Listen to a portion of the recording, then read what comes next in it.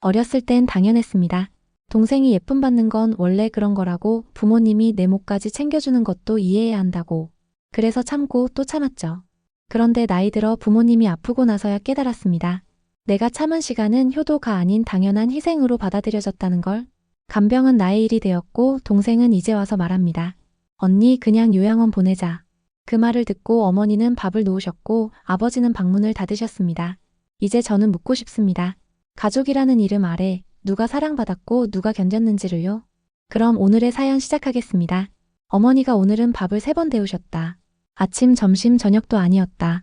단지 같은 반찬을 같은 냄비에 같은 국자로 데우고 또 데우셨다. 어머니, 벌써 드셨어요? 기억 안 나세요? 내가? 네. 드시고 설거지도 하셨는데요. 아, 그래? 그랬구나. 아휴, 또 깜빡했네. 머쓱하게 웃는 어머니의 얼굴을 보며 나는 그릇을 치웠다. 미역국은 자꾸만 짜졌고 식은 불고기는 비닐봉지에 담겨 쓰레기통으로 사라졌다. 그렇게 하루가 지나갔다. 아버지는 그날도 방에서 나오지 않으셨다. 허리 수술 이후로 거동이 어렵다는 이유로 늘 방에만 계셨고 이젠 화장실도 변기 의자를 써야 갈 수 있을 만큼 쇠약해지셨다. 소변 마렵다. 조금만 기다리세요. 금방 가요. 치매 초기 어머니와 거동 어려운 아버지를 돌보며 나는 1년째 직장을 쉬고 있다. 병원 예약에 약 챙기기, 식사 준비, 기저귀 교체, 정리와 청소 한 사람의 하루는 참 길었고 내 하루는 한 줄로만 정리됐다. 엄마 아빠 간병인. 그런데 그날 그 말이 내 안에 무언가를 부쉈다. 언니, 우리 이제 좀 생각해봐야 되는 거 아니야? 동생 지선이가 그렇게 말했다. 아무렇지 않은 얼굴로. 계속 이렇게는 못하잖아. 우리도 우리 생활이 있는데. 그 다음 말은 더 심했다. 솔직히 요양원 보내는 게 낫지 않아? 나도 애 키우고 바쁘고 엄마 아빠도 그게 서로 편할 때걸? 나는 아무 대꾸도 하지 않았다. 대꾸라는 건 상대방에게 뭔가를 기대할 때 하는 거니까. 그리고 그 순간 문틈에 어머니의 발 그림자가 비쳤다. 지선이는 그걸 보지 못했다. 아니, 못 본 척한 걸지도. 나는 천천히 고개를 돌려 어머니의 얼굴을 봤다. 눈이 휘둥그레진 어머니는 무언가 말하려다 이내 돌아섰고 나는 조용히 식탁에 손을 올렸다. 아버지는 아무 말 없이 방문을 닫았다. 그날 밤 어머니는 식사를 거르셨다. 아버지는 밤새 한숨만 쉬셨고 그리고 새벽 2시 내가 걔한텐 짐이었나 보다. 이불 속에서 들려온 어머니의 말에 나는 침대 끝에서 소리 없이 울었다. 내 인생이 2번째였던 건 지금의 일이 아니라 아주 오래전부터였다. 초등학교 운동회. 내가 받은 참가상은 늘 마지막이었다. 동생 지선이는 달리기 1등하면 아버지가 어깨에 태우고 웃으셨고 나는 소리 없이 서서 박수만 쳤다. 그걸 서운해하면 이상한 애가 되는 집이었다. 언니는 착하니까. 양보할 줄 아니까. 중학교 때 나는 교복을 물려 입었다. 지선이는 새 옷이었다. 고등학교 졸업 앨범은 내가 알바해서 낸 돈으로 샀고 지선이의 앨범비는 어머니가 먼저 내셨다. 내 동생은 얼굴도 작고 사진발이 참 잘 받더라. 그 말에 나는 웃었고 그 웃음 안에서 조용히 서러움을 사겼다. 대학 진학. 나는 등록금을 2번이나 미뤘다. 그해 지선이는 유학을 준비했다. 그리고 결혼식 날. 어머니는 내게 말하셨다. 지선이는 우리가 다 도와줘야 하니까.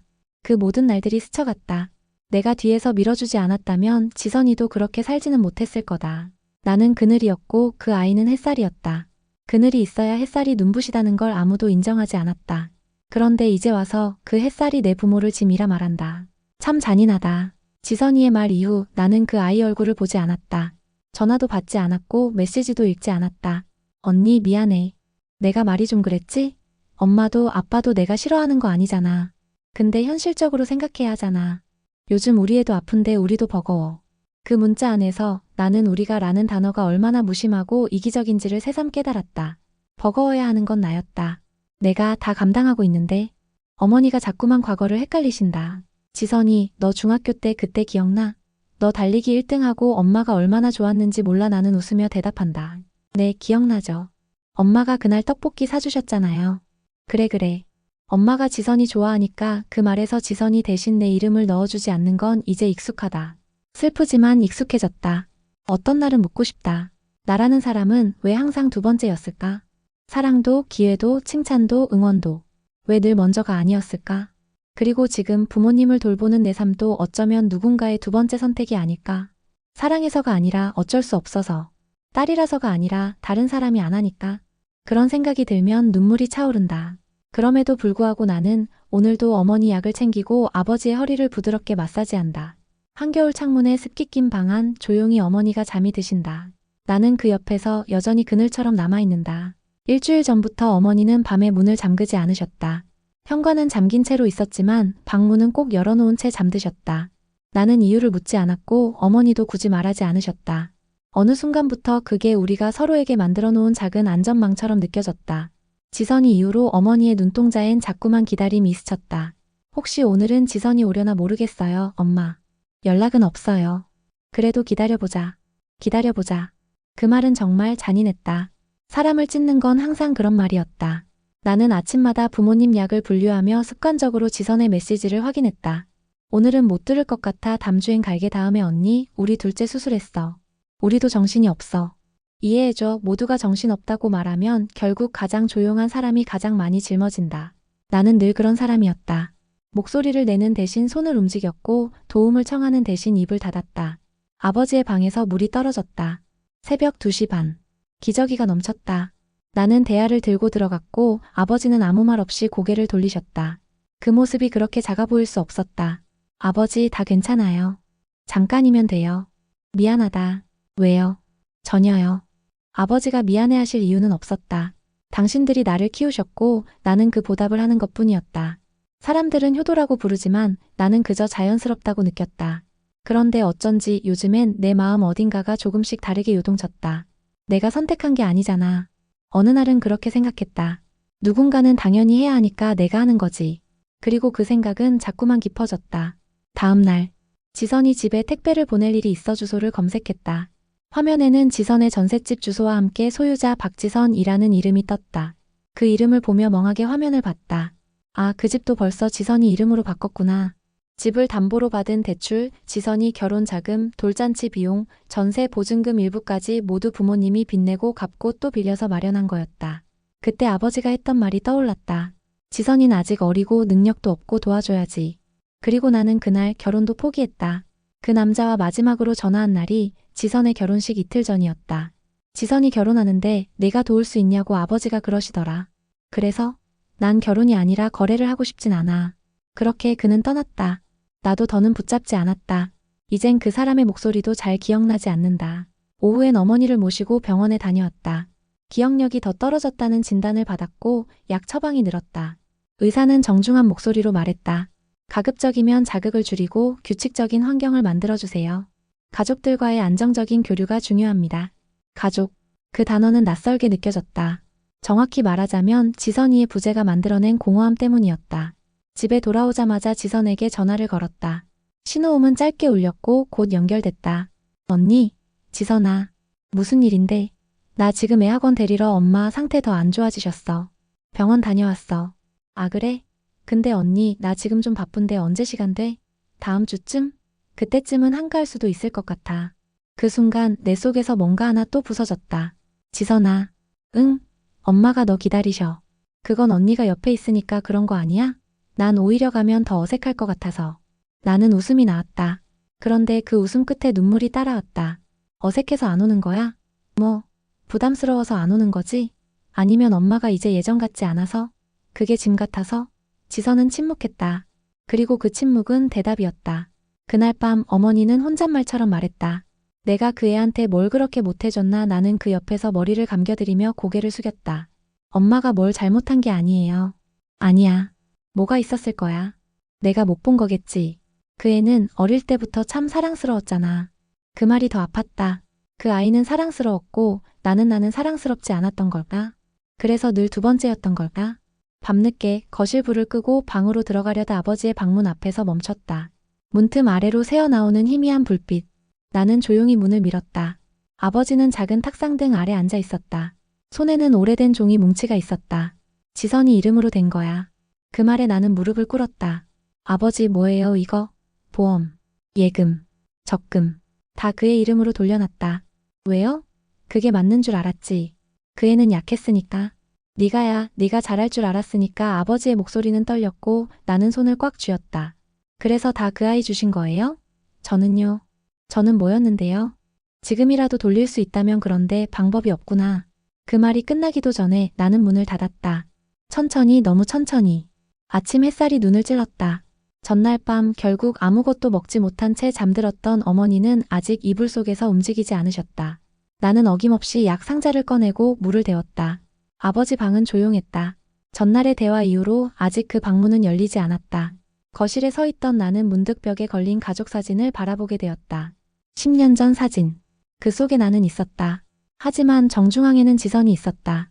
환하게 웃는 지선의 양옆에 엄마, 아빠가 자리하고 있었고 나는 맨 가장자리에서 손끝만 사진틀에 걸려 있었다. 왜 난 항상 구석에 있었을까?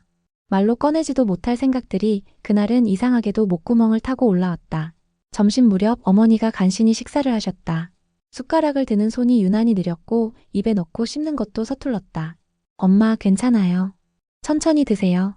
지선이는 오늘 안 온대? 응. 일 있어서 못 온대요. 그 애가 온다고 하면 밥이 더 잘 넘어갈 것 같은데. 그 말에 나는 잠깐 웃었다. 정말 아주 짧게. 언제부터 이렇게 애가 다르셨어요? 응. 지선이에겐 그렇게 미안해하시고 전엔 그냥 다 괜찮다고 하셨잖아요. 어머니는 고개를 들지 않으셨다. 숟가락을 들고 있던 손끝이 파르르 떨렸다. 나는 그 떨림을 보면서도 더는 말을 잇지 않았다. 아버지는 오후 늦게 방문을 열고 나왔다. 허리를 부여잡은 채 뭔가 말하려다 멈추는 표정이었다. 나는 묻지도 않고 그저 팔을 잡아 부축했다. 병원 가실래요? 아니다. 그냥 앉아 있을래. 거실 한편에 마련해둔 1인용 리클라이너 의자. 거기 앉으신 아버지는 한참을 말없이 TV 화면만 바라보셨다. 그 화면엔 예능 프로그램이 나오고 있었지만 아버지의 눈은 웃지 않았다. 잠시 후 아버지가 말했다. 어릴 때 네가 그랬지. 뭐려? 책 사달라고 해서 못 사준 날. 대성통곡했지. 그날 엄마랑 나랑 내 울음에 하루 종일 죄책감 들었어. 기억 안 나요. 네가 잊을까봐 내가 기억하려고 했는데. 근데 왜 이렇게 희미하냐? 왜 이렇게 다들 희미해지냐? 그 말에 나는 눈을 감았다. 희미한 게 어딘 부모님의 기억뿐일까? 그날 이후 나라는 존재 자체도 희미하게 취급받아온 삶이었는데 저녁엔 반찬이 하나뿐이었다. 오래된 멸치볶음에 김치 그리고 간장물 조금. 그마저도 어머니는 2젓가락 먹고 젓가락을 놓으셨다. 입맛이 없어. 요즘은 뭐 먹어도 맛이 없네. 그러게요. 엄마 입맛 돌게 뭐 좀 해야 할 텐데. 말은 그렇게 했지만 내 손목엔 이미 힘이 빠져 있었다. 새끼를 차리고 치우고 또 차리고 치우는 일상이 너무나 고단했다. 지선이는 지금쯤 외식하고 있을까? 갑자기 휴대폰 화면을 들여다봤다. 지선이 이름 옆에 초록불. 접속 중. 애들은 잘 지내? 엄마 아빠 걱정은 안 돼? 보낼까 말까? 손가락이 문자를 입력했다 지웠다를 반복했다. 결국 아무 말도 하지 못했다. 밤이 되자 어머니는 나지막이 말했다. 내가 잘못한 거면 지금이라도 미안하다고 말하면 지선이 마음이 달라질까? 그럴 수도 있고 아닐 수도 있죠. 내 마음은? 저는 그냥 좀 지쳤어요, 엄마. 네가 그렇게 말할 줄은 몰랐다. 그러셨다. 나는 어머니가 내가 늘 괜찮은 줄 알았다는 그 말에 말문이 막혔다. 괜찮은 줄 아셨다고? 그 말이 얼마나 참담한 건지 그분은 아셨을까? 밤 10시. 부엌에서 마지막 컵 정리를 하다 문득 거실로 향했다. 아버지는 다시 방으로 들어가셨고 어머니도 주무시는 것 같았다. 불을 다 끄고 조용히 서랍장을 열었다. 거기엔 오래전 지선이 유학 가기 전 아버지가 몰래 줬다는 봉투가 있었다. 그 봉투를 나는 알면서도 지금까지 열지 않았다. 하지만 오늘은 이상하게 손이 갔다. 조심스레 종이를 펼치자 단정한 글씨체로 한 문장이 적혀 있었다. 우리 지선이 아무 걱정 말고 하고 싶은 거 다 해. 그럼 난? 속에서 올라오는 말이 울컥 목에 걸렸다. 나는 왜 아무것도 안 되고 아무것도 못했던 걸까? 그날 밤 나는 처음으로 다이어리에 글을 썼다. 엄마 아빠를 사랑해요. 하지만 나도 누군가의 보호받는 존재였던 적이 있었으면 좋겠어요. 늘 양보하고 참고 괜찮은 척하지 않아도 되는 사람이었으면 그래도 내일 아침엔 또 엄마 약부터 챙기겠지. 펜촉 끝이 눅눅했다. 나도 몰랐다. 그렇게까지 눈물이 나고 있었는지. 다음날 아침 나는 세탁기를 돌리며 한참을 멍하니 서 있었다. 빨래물이 돌아가는 소리 속에서 어제 쓴 다이어리 내용이 자꾸 떠올랐다. 지워야 할까? 아니면 더 써볼까? 그 고민을 안고 주방으로 돌아왔을 때 어머니는 식탁에 앉아 계셨다. 손에는 숟가락도 컵도 없었다. 그저 멍한 눈으로 창밖을 바라보고 계셨다. 엄마. 내가 다가서자 어머니가 조용히 고개를 돌렸다. 오늘은 비 오려나 봐. 창밖은 맑기만 했다. 나는 조용히 머그잔을 내려놓았다. 점심 무렵 낯선 번호로 전화가 걸려왔다. 받지 말까 하다가 혹시 몰라 연결했다. 언니. 지선이었다. 숨이 탁 막히는 느낌이 들었다. 시간 괜찮아? 괜찮아. 그녀는 생각보다 담담했다. 오늘 엄마네 갈게. 무슨 일 있어? 아니, 그냥 오랜만에 얼굴 뵈야 할 것 같아서. 그래. 그 한마디로 나는 다시 하루를 정리하기 시작했다. 바닥 청소부터 시작해서 거실 소파 커버를 벗기고 세탁기에 넣었다. 평소엔 대충 접어두던 이불도 가지런히 정리했다. 어머니가 기뻐하실 것 같았다. 지선이 온대요. 지선이? 어머니가 몇 번을 되물으셨다. 그리고는 두 손을 가슴에 꼭 모은 채 입가에 미소를 머금으셨다. 이따 오면 뭐 해줘야 할까? 엄마 그냥 앉아 계세요. 저녁은 제가 해놓을게요. 아니다. 내가 된장찌개라도 끓일까? 지선이는 고추장찌개보다 된장찌개 좋아했잖아. 어머니는 갑자기 부엌으로 일어섰다. 발걸음은 느렸지만 움직이려는 의지가 강했다. 나는 말릴 수가 없었다. 그 순간만큼은 오랜만에 생기를 되찾은 사람 같았으니까. 지선은 저녁 6시가 조금 넘어서 도착했다. 아이 둘을 남편에게 맡기고 왔는지 빈손이었다. 집 앞에 멈춰 선 그녀를 보며 나는 무슨 말을 해야 할지 잠깐 멈췄다. 하지만 결국 문은 내가 먼저 열었다. 왔어. 응, 그 짧은 인사로 모든 게 설명되지는 않았다. 지선은 어머니를 보자마자 눈시울이 붉어졌고 어머니는 두 팔을 벌리셨다. 왔구나, 우리 지선이. 엄마 그 장면은 마치 오래전 드라마에서 본 장면 같았다. 부모와 자식이 다시 만나 울고 웃는 훈훈한 장면. 하지만 그 바깥에는 나라는 사람이 여전히 서 있었다. 식탁 앞에 셋이 나란히 앉았다. 어머니가 기운 닿는 대로 차려놓은 된장찌개와 가지 무침, 멸치볶음이 올라와 있었다. 지선은 젓가락을 들다 말고 나를 쳐다봤다. 이거 엄마가 한 거야? 응. 꼭 하시겠다고 하셔서 말리지 못했어. 이걸 엄마 혼자서? 나는 대답하지 않았다. 그리고 어머니는 웃으셨다. 지선이 온다니까 힘이 나더라. 지선의 눈동자가 흔들렸다. 그 흔들림을 나는 몇 년 만에 처음 봤다.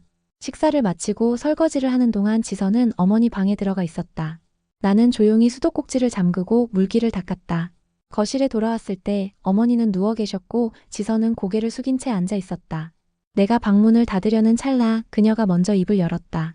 언니. 왜? 내가 잘못한 거 알아. 나는 걸음을 멈췄다. 하지만 그 말을 곧이곧대로 믿고 싶지는 않았다. 언니가 힘든 것도 알아. 그런데 지선아. 내가 말을 끊었다. 미안하단 말을 하려거든 그 앞에 먼저 물어봐줘야 해. 뭘? 너는 그동안 힘들었니? 넌 괜찮았니? 그런 거. 지선은 입을 다물었다. 나는 숨을 들이켰다. 엄마가 널 그렇게 기다리셨고 아버지도 아무 말 못하셨지만 다 알고 계셔. 넌 내 아이들 챙긴다고 바빴다지만 나도 내 삶이 있었어. 언니 나는 너한테 섭섭해서가 아니야. 그냥 너무 외로웠어. 그 말이 입 밖으로 나오는 순간 나도 몰랐던 눈물이 떨어졌다. 사람이 가장 무서울 때가 언젠지 알아? 아무도 날 보고 있지 않다고 느껴질 때야. 지선이 나를 보며 입술을 깨물었다. 그건 몰랐어. 내가 그랬던 줄도 몰랐어. 몰랐겠지. 그 방 안에 잠든 어머니의 숨소리만이 고요하게 퍼지고 있었다. 나는 천천히 문을 닫았다. 조용히 아주 조용히.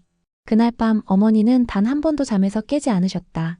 나는 거실 한복판에 앉아 찬물 한 컵을 마셨다. 방금 전 대화가 후련하진 않았지만 적어도 한 가지는 알 것 같았다. 지선도 완벽하지 않았다. 그리고 나도 영원히 참고 살 사람은 아니었다. 이틀 후 구청에서 등기가 하나 날아왔다. 겉봉에 적힌 재산 관련 문서라는 단어에 나는 손끝이 얼어붙는 걸 느꼈다. 봉투를 뜯기 전 어머니가 앉아있는 쪽을 한번 바라봤다. 창밖을 멍하니 보던 어머니는 내가 봉투를 손에 들자 고개를 돌렸다. 뭔데? 글쎄요. 구청에서 온 건데. 지선이 이름이 적혀 있는 거야? 아니요. 아직은. 봉투 안엔 오래된 문서들이 들어있었다. 그중 눈에 띄는 건 하나. 집. 우리 가족이 수십 년을 살아온 이 작은 집의 소유권에 관한 통보서였다. 등기부등본 상 소유자는 여전히 아버지 이름이었다. 그런데 그 아래 명의 변경 사전동에서 가들어 있었다. 후견인의 동의를 받아 박지선 앞으로 명예 이전을 신청함. 나는 한참을 가만히 서 있었다. 문득 냉장고 안에 있던 그 오래된 사진이 떠올랐다. 아버지가 지선의 손을 잡고 웃고 있던 사진. 그날 이후 모든 선택은 당연히 지선을 중심으로 돌아갔다. 그날 오후 아버지에게 물었다. 아버지, 이 집 지선이 앞으로 넘기실 생각이셨어요? 아버지는 대답하지 않았다. 묵묵히 소파에 앉은 채 창밖만 보고 계셨다. 나는 다시 묻지 않았다. 그 대신 어머니가 다 마시지 못한 보리차 잔을 치우며 조용히 중얼거렸다. 다시 물어볼 필요도 없네요. 저녁엔 지선이 또 왔다.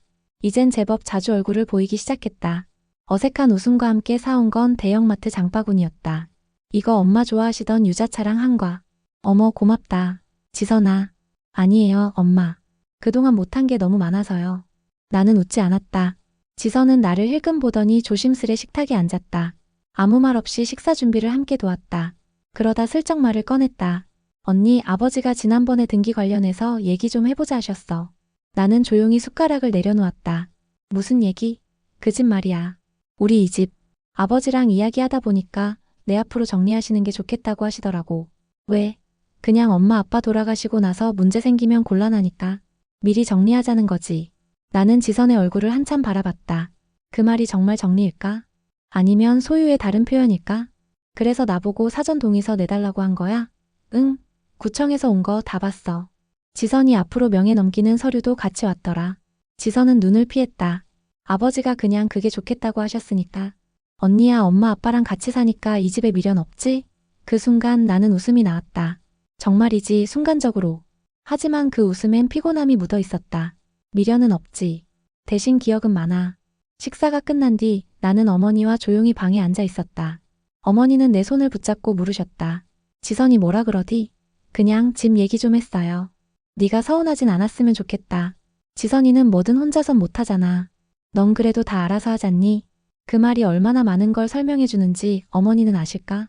그 한 문장에 내 삶이 다 들어 있었다. 밤늦게 지선이 돌아간 후 나는 침대에 앉아 아버지 방 문을 두드렸다. 아버지, 말씀 좀 나눌 수 있을까요? 아버지는 조용히 문을 열어주셨다. 방 안엔 아직도 그 작은 탁상등 하나뿐이었다. 지선이 앞으로 이 집 넘기시겠다는 거 사실이죠? 그래.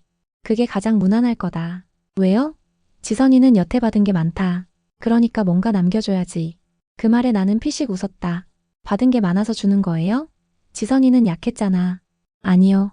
지선이는 받았고 저는 견뎠어요. 지선이는 의지했고 저는 감당했어요. 아버지는 고개를 들지 못하셨다. 나는 잠시 숨을 골랐다. 그리고 조용히 마지막 말을 던졌다. 그 집 주세요. 지선이 말고 저한테. 지금 뭐라고 했니? 저 받을 자격 있어요.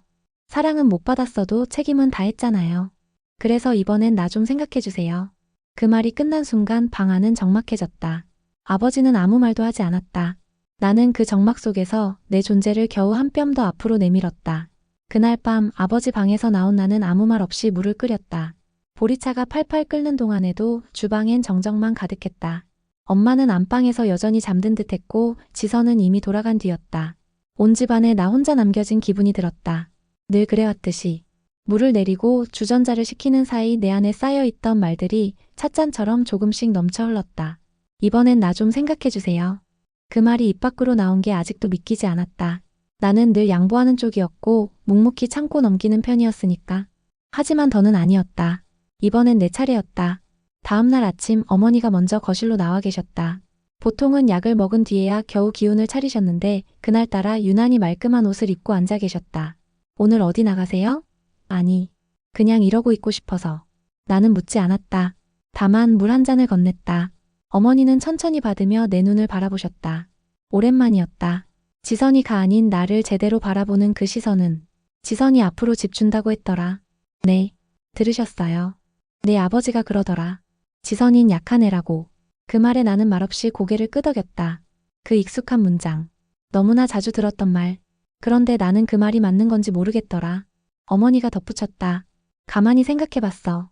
지선이는 약한 애가 아니라 그냥 늘 챙김을 받던 애였더라. 엄마. 근데 너는 그런 말도 못하고 혼자 다 했잖아. 어머니가 두 손을 무릎 위에 포개셨다. 손등에 핏줄이 불그스름하게 솟아 있었고 거칠게 갈라진 손가락이 떨렸다. 지선이 어릴 때 폐렴 걸렸을 때 기억나니? 기억나죠. 그때 엄마랑 아버지가 밤새 병원에 있었잖아요. 그래. 그날 너 혼자 집에 있었지. 난 그날 이후 네가 얼마나 많이 변했는지 몰랐어. 말도 줄고 혼자 알아서 하는 애가 되더라. 나는 대답하지 않았다. 어머니가 하고 싶은 말을 다 끝내도록 두고 싶었다. 그게 편했어. 솔직히 말하면 엄마는 널 안심이 되는 아이로 여겼고 그건 어느 순간 내 존재 자체를 당연하게 만든 거야. 어머니의 입꼬리가 내려갔다. 그래놓고도 지선이한테는 다 해주면서 넌 늘 뒷전이었네. 미안하다. 정말 미안해. 나는 널 너무 모른 채 살아왔어. 나는 입을 열 수 없었다. 눈물이 쏟아질 것 같아서. 이 말을 내가 20살, 30살, 아니 40을 넘긴 지금이 아니라 더 일찍 들었더라면 얼마나 달라졌을까?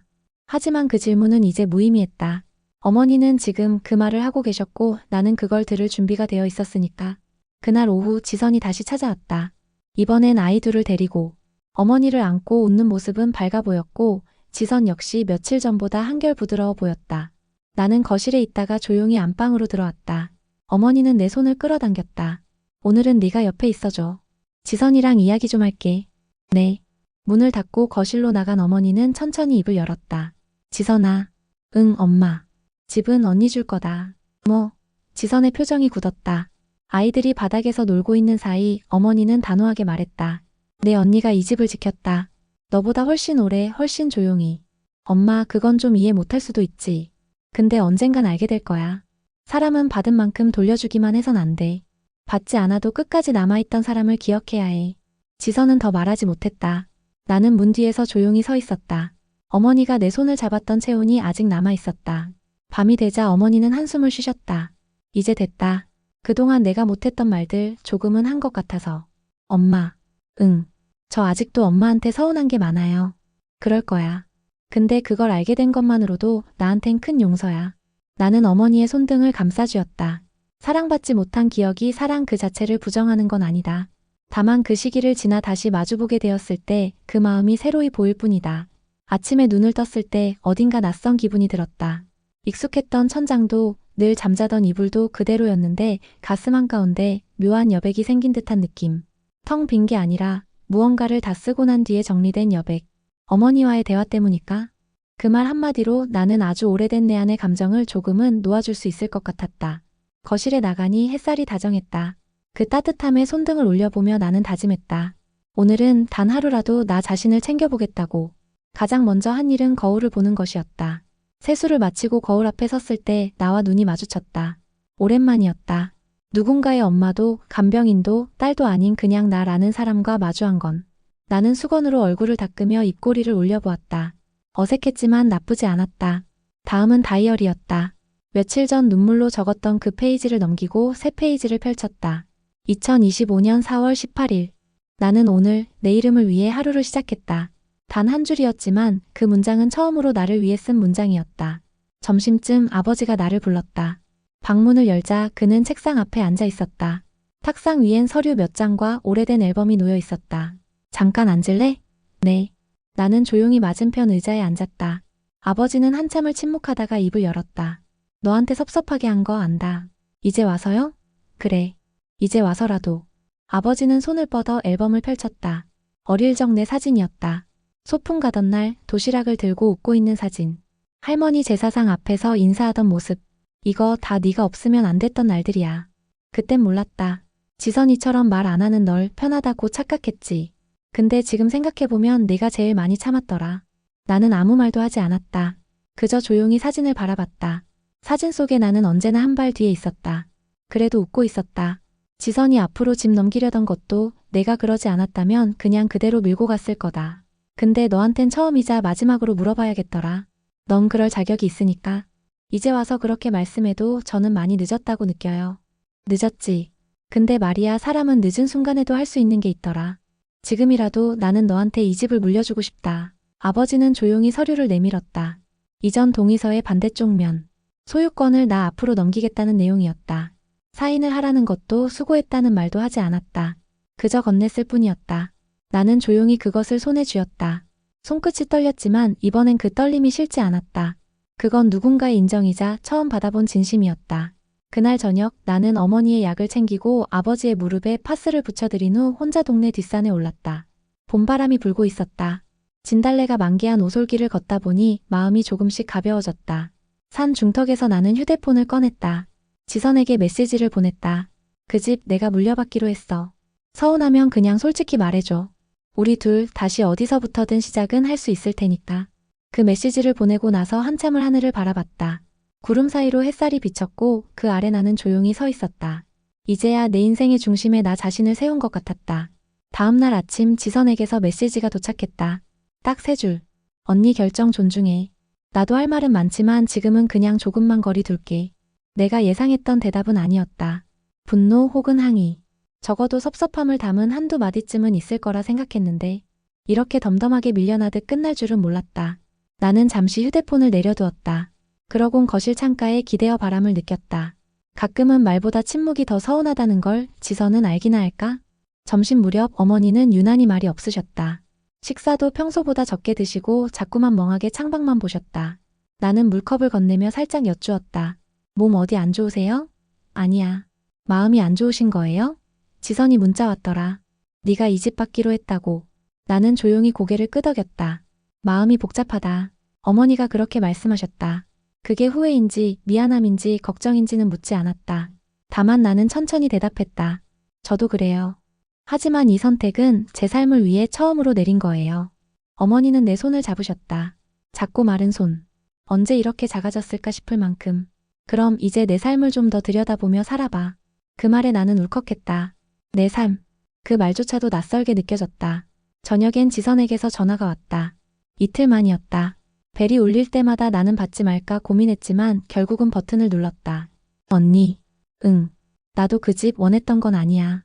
그런데 그냥 어릴 때부터 내가 그렇게 받아왔으니까 당연하게 여겼던 것 같아. 나는 대답하지 않았다. 그 대신 창문을 살짝 열었다. 서늘한 공기가 밀려들었다. 엄마가 나보다 언니가 더 많이 했다고 하시니까 좀 무안했어. 솔직히 서운하더라. 처음으로 내가 틀렸다고 들은 기분이었어. 그 기분 나도 자주 느꼈어. 언니. 내가 내 몫을 대신 감당해온 줄 알았는데 사실은 나도 내 몫이 있었던 거더라. 지선의 숨소리가 짧게 들렸다. 마치 무너지는 숨 같았다. 언니는 왜 이렇게 괜찮은 척만 했어? 괜찮은 게 편하니까. 사람들은 그런 사람에게 더 쉽게 기대니까. 그 말 끝에 지선은 조용히 울기 시작했다. 그 울음이 미안함인지 후회인지 아니면 단순히 오래 눌러놓았던 감정의 터짐인지 나는 정확히 알 수 없었다. 하지만 알지 못해도 괜찮았다. 우리는 지금 처음으로 진짜 마음을 나누고 있으니까. 그날 밤 나는 내 방 벽에 액자 하나를 걸었다. 작고 오래된 사진. 아버지와 어머니 그리고 나. 초등학교 입학식 날 아직 치마도 어색하던 내 얼굴이 웃고 있었다. 지선은 그 사진 속에 없었다. 그날따라 열이 나서 학교에 오지 못했던 날이었다. 그 사진은 내가 가족 안에서 단 한 번이라도 중심에 있었던 날의 증거였다. 지금의 나는 그 하루를 닮아가려 한다. 다음 날 나는 구청에 들러 등기 이전 서류를 제출했다. 지선에게 그 과정 하나하나를 공유하지 않았고 어머니와도 따로 상의하지 않았다. 이건 가족의 일이 아니라 이제부터 내 삶의 결정이니까. 서류 접수를 마치고 구청 앞 벤치에 앉아 있는데 햇빛이 참 고왔다. 내 이름 아래 등록될 집 한 채가 단지 부동산 이상의 의미라는 걸 실감했다. 그건 나는 여기까지 왔다는 하나의 선언이었다. 이름이 적힌 등기 접수증을 봉투에 넣어 조심스레 가방에 넣었다. 작은 종이 한 장이었지만 내 안에서 그 무게는 그동안 내가 감당해온 시간만큼이나 묵직했다. 혼자 집으로 돌아오는 길 낯선 기분이 들었다. 이 거리, 이 전철, 이 공기 속에서 나는 처음으로 돌아갈 내 공간을 가지게 된 사람이었다. 이 집은 더 이상 부모님 집이 아니라 이제부터는 내가 지켜야 할 삶의 중심이었다. 집에 도착하니 어머니가 누워 계셨다. 식사를 안 하신 듯 말라있는 입술에 물컵을 가져다 드리니 고개를 살짝 저으셨다. 엄마 오늘 뭐 드셨어요? 입맛이 없어서. 죽이라도 끓여드릴게요. 금방이에요. 죽을 끓이는 동안 주방창 너머로 바람이 흔드는 나뭇잎이 보였다. 그 흔들림을 바라보며 나는 문득 이 모든 시간이 결코 당연한 희생이 아니었다는 걸 깨달았다. 식사를 마치고 거실에서 약봉지를 정리하던 중 문득 휴대폰 알람이 울렸다. 15시 온라인 상담 예약. 며칠 전 정신건강복지센터에서 권한 간병가족 무료 심리상담이었다. 처음엔 주저했었다.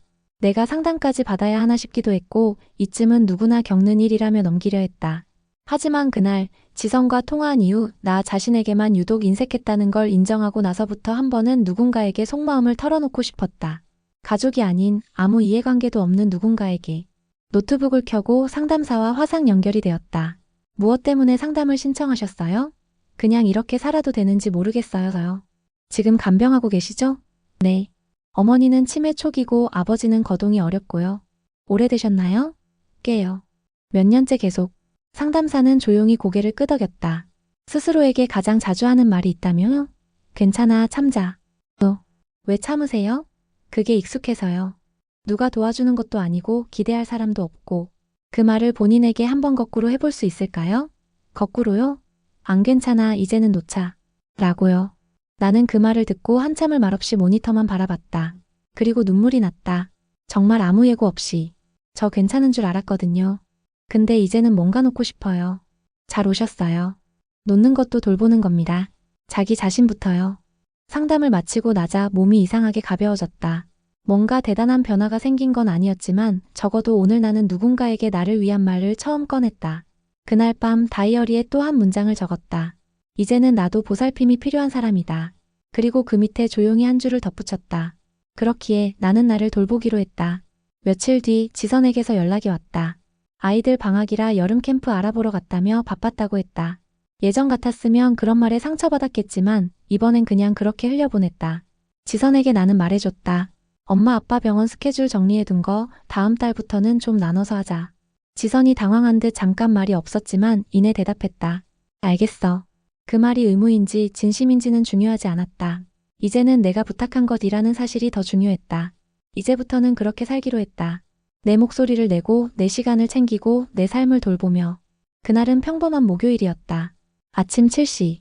창밖으로 햇살이 고요하게 흘러들었고 어머니는 아직 주무시고 계셨다. 아버지 방에선 라디오 소리가 아주 작게 흘러나오고 있었다. 나는 평소처럼 부엌으로 가서 전기주전자의 스위치를 눌렀다. 그 안에 있는 물이 끓는 동안 나는 작은 다짐 하나를 했다. 오늘 하루 누구도 아닌 나를 먼저 챙기겠다고. 커피를 내린 머그잔을 들고 베란다에 섰다. 햇살이 내 얼굴을 스치고 커피 향이 코끝을 간지렸다. 그 순간 이상하게도 눈물이 났다. 올 일이 없었는데, 아무 일도 없었는데, 그냥 내가 이렇게 혼자여도 괜찮다고 느끼는 순간 묘한 해방감이 찾아왔기 때문일까. 이제 나 좀 안아줘야겠다. 그 생각이 문득 들었다. 지금까지는 누구도 안아주지 않았고 나조차도 나를 밀어내기만 했으니까. 그날 오후 어머니가 갑자기 말했다. 지선이 연락 왔더라. 그래요? 다음 주에 애들이랑 같이 온다고. 아버지 생신 챙기겠다고. 나는 고개를 끄덕였다. 잘 됐네요. 아버지 좋아하시겠어요. 너는 안 서운하니? 서운했죠. 근데 그 감정을 이제 곁에 두지는 않기로 했어요. 어머니가 조용히 나를 바라보셨다. 네가 많이 변했다. 그럴 수밖에 없었어요. 그래도 이렇게까지 듬직해지면 엄마가 괜히 미안해진다. 나는 웃었다. 지금 말씀하시는 것만으로도 엄마는 이미 다 하신 거예요. 저녁에는 아버지가 먼저 식탁에 앉으셨다. 요즘은 식사 준비 소리만 나면 천천히 방에서 나오신다. 그 전까지만 해도 부르면 한참 후에야 나오시던 분이. 아버지 앞에 국을 놓고 나니 그분이 천천히 말했다. 내가 내 엄마한테도 내 얘기를 했었어. 무슨 얘기요? 이 집 넘기는 거. 네가 서운할 거라는 거. 근데 그때 엄마가 그러더라. 서운해도 받아야 할 건 받아야 하는 거야. 서운하다고 다 손 놓으면 결국 아무도 기억 못해. 그 말이 처음엔 이해가 안 됐는데 지금은 알겠더라. 나는 국숟가락을 들다가 멈췄다. 아버지의 말은 서툴렀지만 그 안에는 마지막까지 남아있는 사람에 대한 고마움이 담겨 있었다. 고맙다. 그 말 해주셔서. 네가 진짜 고맙지. 그리고 미안하다. 그게 동시에 오는 마음인 줄은 몰랐어. 며칠 뒤 지선이 아이들과 함께 집에 왔다. 아이들은 거실을 뛰어다니고 어머니는 손주들을 안아주며 웃으셨다. 지선은 예전보다 살이 빠져 있었고 눈 밑에 다크서클이 진하게 드리워져 있었다. 나는 다가가 조용히 말했다. 지선아, 너도 많이 힘들었겠다. 그 말에 지선이 눈을 깜빡였다.